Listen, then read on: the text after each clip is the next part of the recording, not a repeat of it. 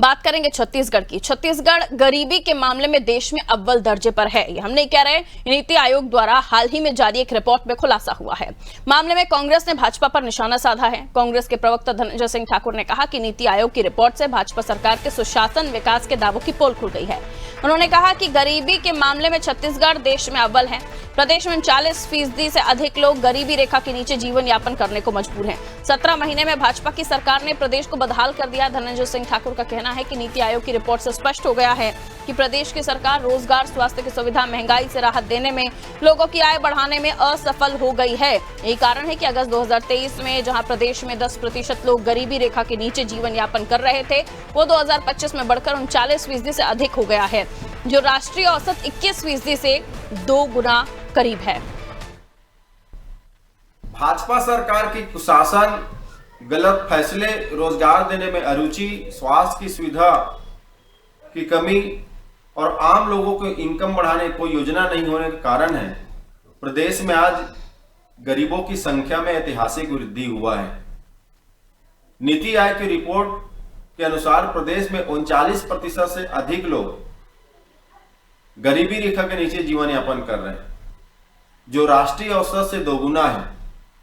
पूर्ववर्ती कांग्रेस की सरकार ने योजनाबद्ध तरीके से काम किया, रोजगार के अवसर दिए, आम लोगों के इनकम बढ़ाया, जिसके चलते अगस्त 2023 में नीति आयोग की रिपोर्ट बता रही थी कि प्रदेश में 10% गरीबी रेखा के नीचे जीवन यापन करने वाले लोग हैं।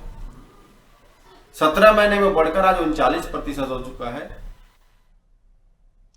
तो देखिए, एक बड़ा आंकड़ा कि छत्तीसगढ़ गरीबी के मामले में देश में अव्वल दर्जे पर है। नीति आयोग की रिपोर्ट से खुलासा हुआ है, जिसको लेकर कांग्रेस ने मोर्चा खोल दिया है। उन्होंने कहा कि उनके कार्यकाल यानी अगस्त 2023 का जो समय था, उस वक्त 10% लोग गरीबी रेखा के नीचे यापन कर रहे थे। अब 2025 में 39% हो गया, सीधा इसको आप कह सकते हैं डबल से भी ज्यादा।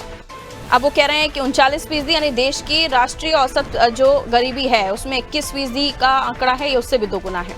पर इस पर किस तरह की राजनीति हो रही है, क्योंकि ये मामला इतना छोटा नहीं है कि इस पर पॉलिटिक्स ना हो। आइए, रिया हमारे सहयोगी हमारे साथ जुड़ी हुई हैं। रिया, कांग्रेस का सीधे तौर पर आरोप कि 17 महीने में भाजपा की सरकार ने प्रदेश को बदहाल कर दिया। धनंजय सिंह ठाकुर को हम सुन रहे थे, सीधे तौर पर आरोप लगा रहे हैं बीजेपी की विष्णुदेव सरकार पर, लेकिन बीजेपी की तरफ से इस पर क्या कुछ कहना है, क्योंकि नीति आयोग की रिपोर्ट है।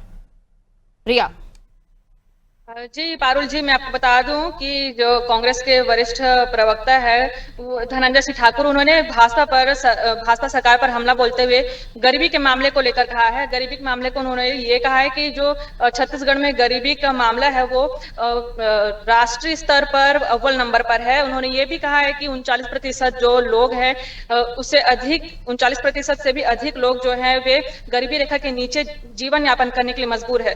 तो कांग्रेस ये भी आरोप लगा रही कि कहीं ना कहीं विष्णु के सुशासन में महंगाई हो या फिर स्वास्थ्य की सुविधा ना मिलने वाली बातें हो, ऐसी ये सभी चीज जो है इसका मेन कारण है। और फिलहाल अभी बीजेपी की तरफ से कोई इस पर कोई बयान नहीं आया है।